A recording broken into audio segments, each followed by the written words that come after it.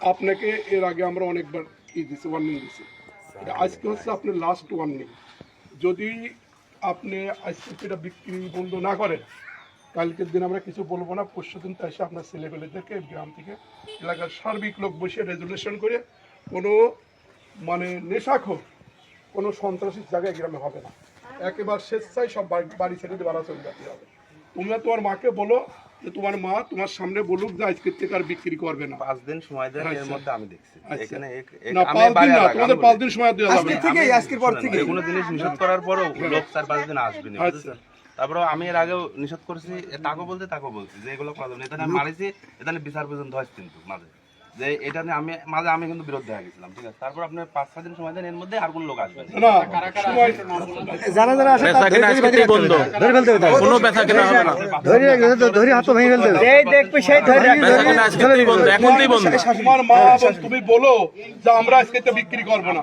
আর যে আসে তা আমরা ধরে হাত ভাঙিয়ে দেব। তুমি আর বড় ছেলে তো দেখতে আসবে। একজন কথা বলো। আপনি শোনেন,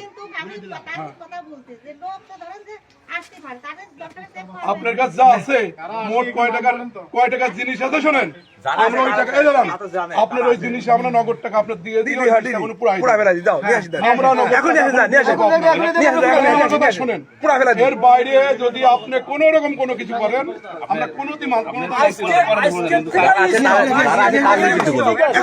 যারা আসে তারা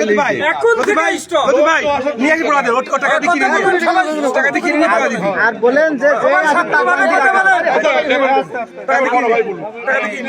ছেলে যদি আপনি ভাত না দেয়, আপনি 3 ছেলেকে বাধা হবে। আপনি 3 ছেলে তো কাজ করেন, ভাতটাতে কোনো সমস্যা স্বভাবে, বুঝছেন? আমার ইনকাম কম নাকি, আমার নিজের গাড়ি নিজে চালায়, আমার ইনকাম কম আছে, আমার মার কথা শোনে না। তা তো অবশ্যই মানুষ কয়জন বুঝায় নিজে একটা লোকে বিয়া, এটা ফেসবুকে ছাড়ার দরকার নয়, এটা দরকার আছে। কারণ এগুলোর জন্য তো আমারও সমস্যা, এটা আমিও বলে মামা, এটা নিয়ে আমি একটু ঢাকাতে থাকি, তো আসার পরে এই এলাকার আমি সব সংবাদ নিয়ে দেখলাম যে আমাদের যুব সমাজ, তরুণ সমাজ নষ্ট হয়ে যাচ্ছে শুধুমাত্র এটা জন্য। আমাদের ওটা একটা ভালো মসজিদ করেছি, মসজিদে সবাই তরুণ সমাজ, যুব সমাজ কি করবে, নামাজ পড়বে এবং ইসলামের আকীদা অনুসারে সমাজ গঠন করবে, হ্যাঁ, সমাজটা সুস্থ সুন্দর হবে।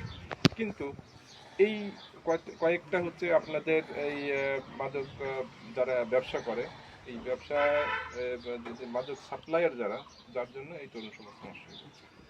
যুব সমাজটা জানান আমি